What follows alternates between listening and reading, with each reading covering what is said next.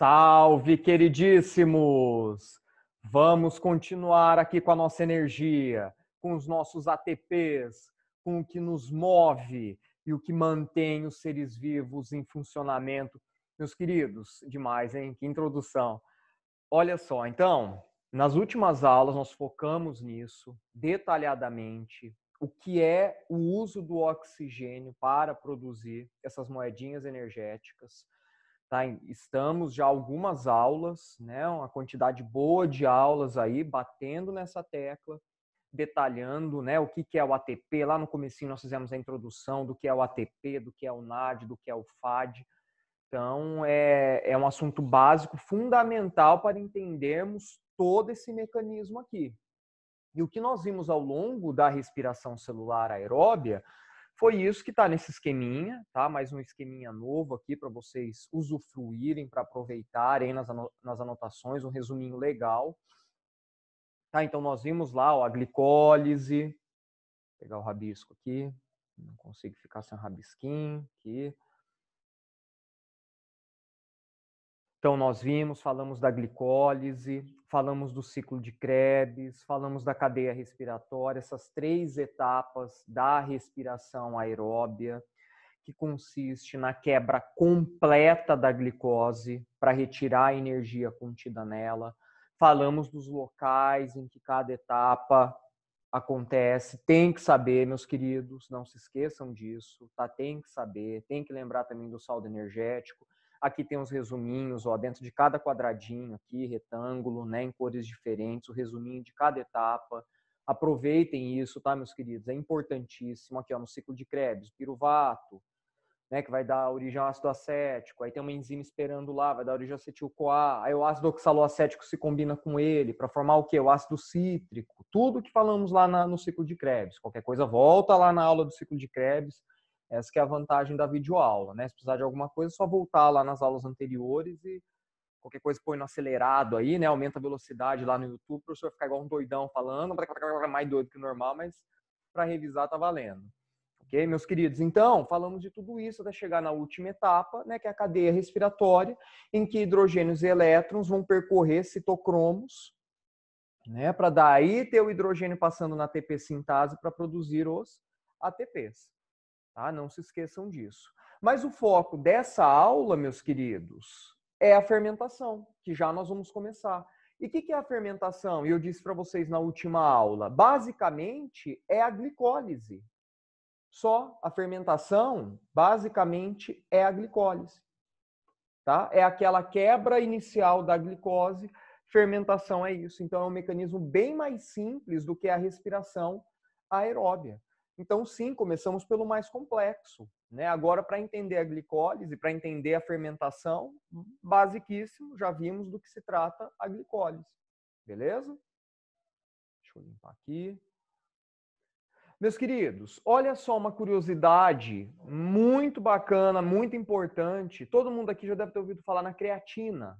Creatina, cuidado, não é a queratina, muito menos a quitina. Quitina é um carboidrato, é aquele polissacarídeo que forma o exoesqueleto dos artrópodes, que comentei com vocês isso, né, já faz um tempinho.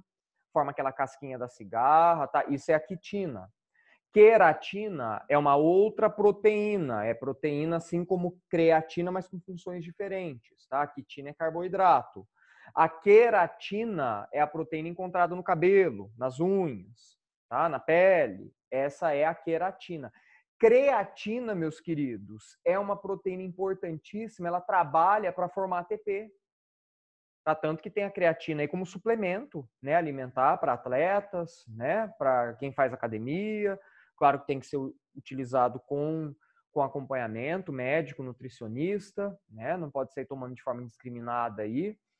Isso só quando é necessário. O nosso corpo produz creatina, o nosso fígado produz creatina. E o que a creatina faz? Meus queridos, a creatina, basicamente, ela age de forma direta para unir o ADP mais P e formar o ATP, como a gente está vendo aqui no rabisco, ó, no esqueminha. Então, é a creatina que pega aquele P, aquele fosfato que estava solto. Olha que bacana, hein? É a creatina que pega aquele P que estava solto e leva de volta lá próximo ao ADP, para quê? Para formar ATP de novo. Tá? Então, a creatina, ela trabalha junta, próxima à ATP sintase, a sintetase do ATP, que é a nossa turbina lá que gira, que vimos na aula passada. Perfeito? Então, uma curiosidade, uma informação bacana aí, muita gente, acho que a maioria aí já ouviu falar em creatina, mas não sabia muito bem, né, o que ela fazia no nosso organismo. Tá? Então, basicamente é isso, ela pega esse P solto, que se desprendeu lá quando o ATP foi usado pela célula para questão energética, e aí une novamente esse P ao ADP para formar o ATP. Então, a creatina ela age junto da ATP sintase. Fica próxima lá à ATP sintase.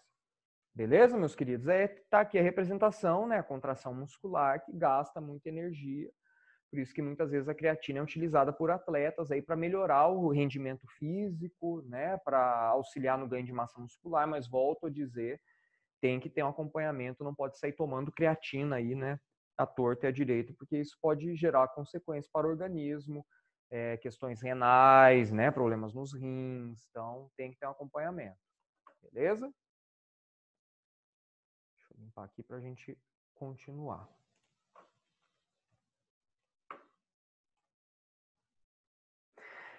Queridos, tudo que nós vimos, então, até aqui, envolveu isso. Ó, um esqueminha bem básico, bem básico. O que nós falamos, então? Da glicose entrando na célula, o oxigênio entrando na célula. Qual o objetivo disso? Energia que está aqui no meio. E o que nós vamos ter de resíduo? CO2 e água. Tá? Então, um esqueminha bem básico. Tá? Faça um rabisco aí disso também, importante. Tá? Faça esse rabisco, que representa tudo que nós falamos. É uma visão geral, claro que vimos os detalhes de cada etapa, mas isso é bacana porque mostra uma visão geral de como que a célula vai funcionar, do que ela vai precisar e o que ela vai produzir. Tá? Tanto como objetivo que é a energia, como os resíduos, os produtos finais aqui, água e CO2. Perfeito? Então, esqueminha bem bacana, faço aí esse rabisco também. E chegamos no assunto da nossa aula de hoje, que é a fermentação. Meus queridos, olha só, tomem muito cuidado, porque o que tem de material didático, o que tem de informação na internet que chama fermentação de respiração anaeróbia, cuidado, cuidado. Primeira coisa, não podemos falar, não podemos classificar a fermentação como um tipo de respiração. Por quê? Porque não tem cadeia respiratória. Tá? Não tem uma cadeia respiratória. Nós vamos ver que o aceptor final aqui é um composto orgânico. É um composto orgânico. Não vai ter um oxigênio, não vai ter um outro elemento inorgânico atraindo hidrogênios e elétrons. Não vai ter uma cadeia respiratória. Por isso, então, não podemos afirmar, não podemos falar que a fermentação é uma respiração anaeróbia. Nós vamos tratar como, então, a fermentação? É um mecanismo, é um processo anaeróbio. Aí sim. Tá? É um mecanismo energético anaeróbio, mas não é uma respiração. Tá? Deixa eu colocar isso aqui, ó. Deixa eu anotar isso aqui para vocês.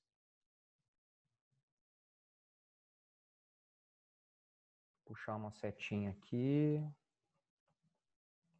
Aproveitar que tem espaço aqui embaixo. Aqui. Então, a fermentação, ela não pode ser classificada como um tipo de respiração anaeróbica.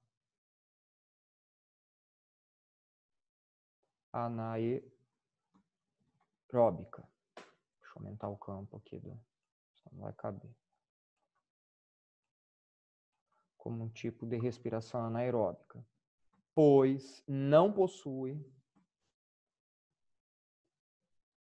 cadeia respiratória, que é exatamente a última etapa que nós vimos na aula passada, né? A cadeia respiratória, a cadeia transportadora de elétrons. Tá? Então, por isso, meus queridos, tomem muito cuidado com isso. E é uma informação, muitas vezes em resuminhos aí na internet, né? Eles incluem a fermentação como sendo uma respiração anaeróbia. E quem faz, no finalzinho disso tudo aqui, eu vou mostrar para vocês, tá? Quem faz isso, a respiração anaeróbia legítima mesmo, alguns grupos de bactérias, né? Bactérias aí que utilizam o nitrogênio como aceptor final, que daí vai ter uma cadeia respiratória, mas não se preocupe que no finalzinho disso tudo eu mostro para vocês, ok?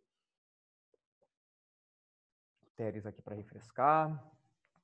Então, meus queridos, nessa introdução aqui para a gente diferenciar, basicamente, a respiração aeróbia, ela utiliza o oxigênio, aquilo que eu falei para vocês no comecinho do assunto. É o que nós encerramos, né, na nossa última aula, mostrei para vocês um pouquinho ainda no começo dessa aula, né? A respiração aeróbia é aquela que utiliza o oxigênio, tem a cadeia transportadora de elétrons, tem a cadeia respiratória lá utilizando o oxigênio como aceptor final. Isso é a respiração aeróbia. E a fermentação é um mecanismo anaeróbio. Por que ele é anaeróbio? Porque não usa oxigênio. Tá? Não usa oxigênio. Então, é um processo, é um mecanismo anaeróbio. Ok? Só que a observação aí embaixo, não podemos chamar de respiração, um tipo de respiração. Tá? Deixa eu apagar o rabisco aqui para a gente dar continuidade. E são basicamente, meus queridos, 3 tipos de fermentação. Vocês vão ver, é tranquilíssimo, tranquilíssimo. É o que eu comentei, começamos pelo mais complexo, tá? Essas fermentações aqui, basicamente, elas são a primeira etapa da respiração aeróbia, que é a glicólise, tá? Então é bem tranquilo. Mas o que é a fermentação? Vamos traduzir isso. É um mecanismo, é um processo de degradação incompleta de substâncias orgânicas. A principal é a glicose, tá? É a glicose. De novo a glicose aí, ó. Então, por que a fermentação ela não é tão eficiente como a respiração aeróbia? Porque a fermentação ela quebra a glicose de forma incompleta. É uma quebra parcial da glicose. Não vai acontecer aquela trituração que eu falei para vocês, como foi lá no ciclo de Krebs, né, dando continuidade à respiração aeróbia. Aqui, esse mecanismo anaeróbio, ele quebra a glicose uma vez e pronto. Mais nada. E por que quebra uma vez só? Porque não tem a participação do oxigênio. Não tem a mesma eficiência.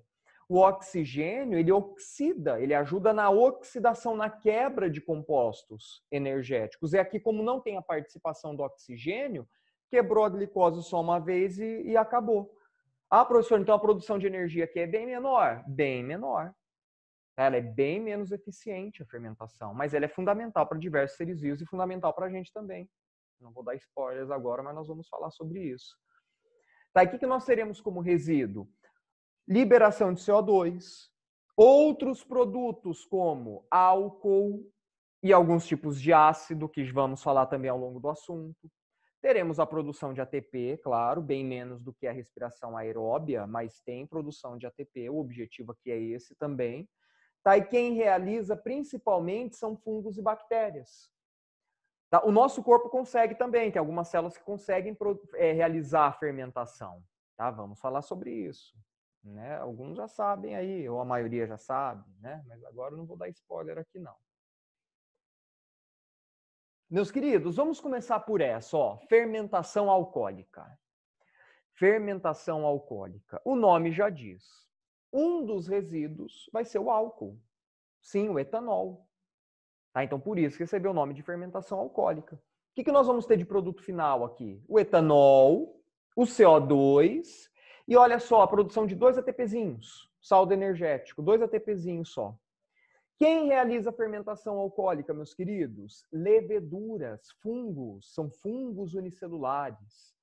Tá? Então, esses fungos, essas leveduras aqui, realizam a fermentação promovem a liberação de CO2 e, como resíduo, produzem o álcool, produzem o etanol.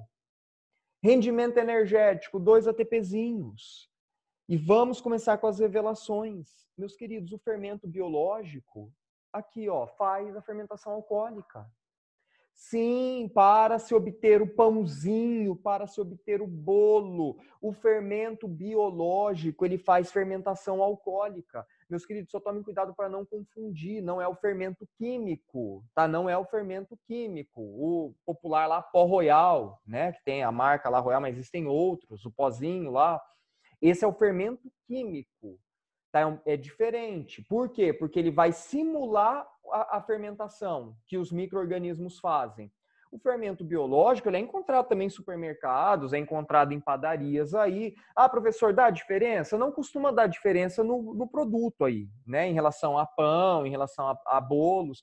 O que acontece muitas vezes tem indicação do uso do fermento biológico porque essas leveduras elas são ricas em vitaminas do complexo B. Tá? Então, uma curiosidade aí, as leveduras, que são os fermentos biológicos, são ricos em vitaminas do complexo B.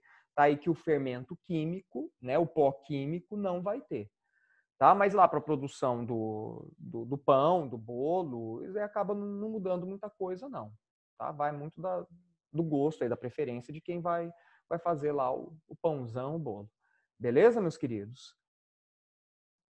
Olha lá. Então, a fermentação alcoólica é utilizada para a produção, como havia dito, de pães, de bolos, né, de bebidas alcoólicas fermentadas. Cuidado, não são as destiladas que estamos falando, né, são as fermentadas, como é o caso de cervejas, de vinhos, de espumantes, frisantes. Essas são as fermentadas, ok? Então, as indústrias utilizam esses micro-organismos para produzirem essas bebidas, para produzirem bolos, para produzir pães. Então, esse tipo de produção, meus queridos, olha que interessante. Ele tem que ser feito com muito cuidado, com muito critério. Por quê?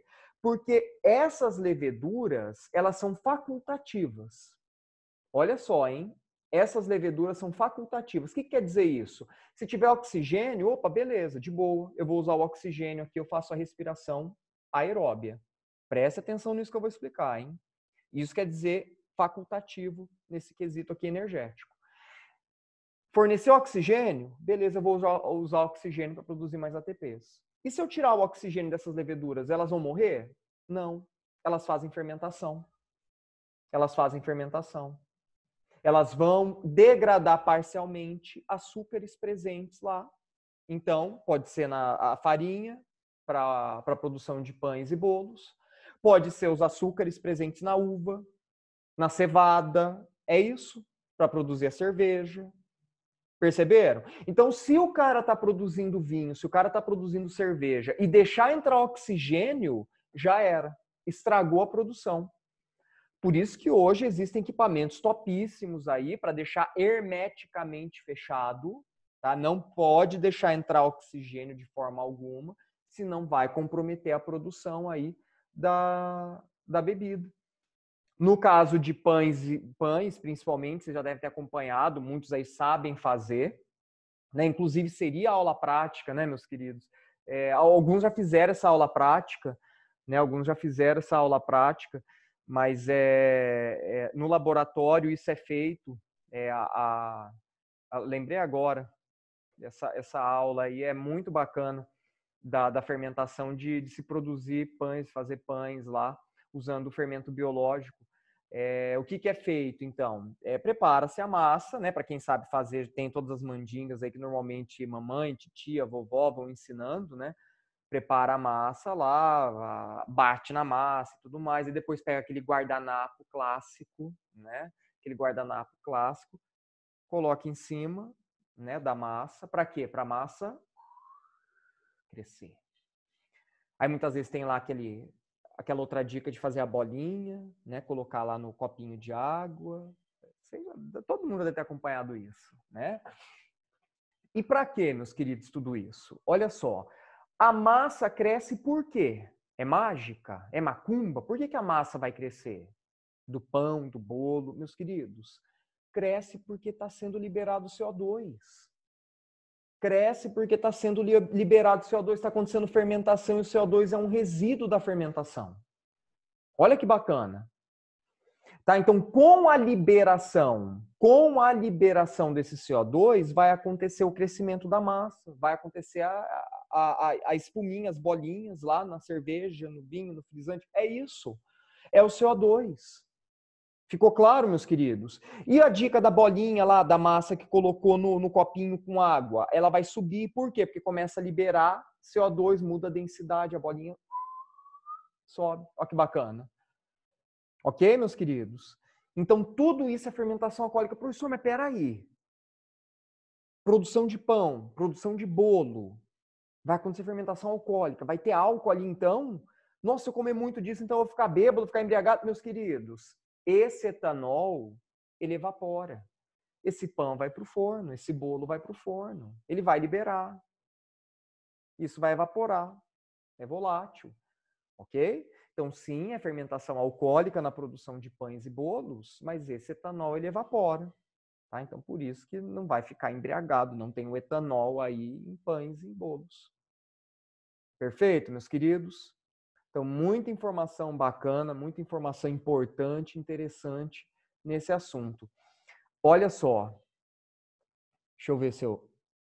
Meus queridos, olha isso, hein? Não sei se vocês já viram, acho que muitos já devem ter visto isso. Foi até utilizado para documentários, né? No Discovery Channel, NetGeo, eles fizeram alguns documentários sobre isso. Chegou a passar na TV aberta também. Pesquisadores, turistas perceberam que diversos animais ficavam com um comportamento meio esquisito depois de se alimentarem de um frutinho chamado marula, lá na África, lá no continente africano. Estamos vendo aí gnus, macaquinhos, elefantes, né? Tem até uma lagartinha ali no galho que aparece depois. E aí os pesquisadores, espera aí, o que está acontecendo, né? Muitos acharam que era montagem, né? É coisa da internet, que alguém estava fazendo alguma coisa lá só para, né, para ganhar like, para ganhar visibilidade. Mas aí, claro, que os pesquisadores foram averiguar isso. Meus queridos, olha o que acontece. Em particular com esse frutinho aqui, marula. Tá? Olha o que acontece. A marula tem uma característica de fermentar no estômago, de fermentar no sistema digestório, tá, dos animais. E essa fermentação que acontece no sistema digestório promove a liberação de álcool na corrente sanguínea. Sim, do etanol na corrente sanguínea. Então, sim, esses bichinhos estão embriagados, esses bichinhos estão caindo de bêbados mesmo. Olha só, elefantinho, ó, não consegue andar. E o mais curioso, os pesquisadores perceberam, eles começaram a marcar os bichinhos lá, eles perceberam que os bichinhos voltavam para comer mais da marula, para voltar a ter o barato aí da embriaguez. Olha só que coisa interessante, que curiosidade que é isso. Então, é claro que isso é algo específico, é característica da marula, tá, meus queridos? Porque senão, se acontecesse com a uva, né? Ah, vai comer uva, vai ficar embriagado também. Não, é característico da marula isso. Né? Tanto que tem o licorzinho lá, a marula, né? Que é feito a partir da marula. Então, é uma característica delas, é algo específico desse frutinho aqui, que faz com que fermente no sistema digestório dos animais, né? Ocorrem reações químicas lá, e aí vai acontecer a liberação de etanol, de álcool lá na corrente sanguínea, a absorção desse etanol, deixando os bichinhos embriagados. Né? Então, para quem já tinha visto isso, não é fake news, não, é verdade, os bichinhos estão bêbados para valer. Né? E até a lagartinha lá, aparecendo a lagartinha, ó, a lagartinha lá comia parte da marula, né? Sugava o caldinho e também lá na lagartinha acontecia a fermentação e a liberação de álcool. Né? Então, uma curiosidade bem bacana. Ok, meus queridos? Então, aqui o ser humano não é a única espécie a embriagar-se, né? E o que deixou todo mundo bem curioso é isso dos bichinhos voltarem lá no local para comer mais da marula para dar o barato, né, a embriaguez, os bichinhos não conseguem nem andar direito. Imagina só um elefante bêbado, né? Elefante bêbado, cambaleante. Ok, meus queridos. Vamos fechar, então, essa aula de hoje com essa curiosidade bem bacana. E aí, na próxima aula, nós retomamos, aí vamos continuar com os outros tipos de fermentação. Beleza, meus queridos? Fortíssimo abraço para vocês. Gostaria muito de estar trabalhando tudo isso, né? Conversando tudo isso, bem bacana, de forma ao vivo, ali, direta, né? Presencial. Né? Mas, por enquanto, vamos levar assim mesmo. Fortíssimo abraço para vocês. Continuem se cuidando. Até mais. Fui.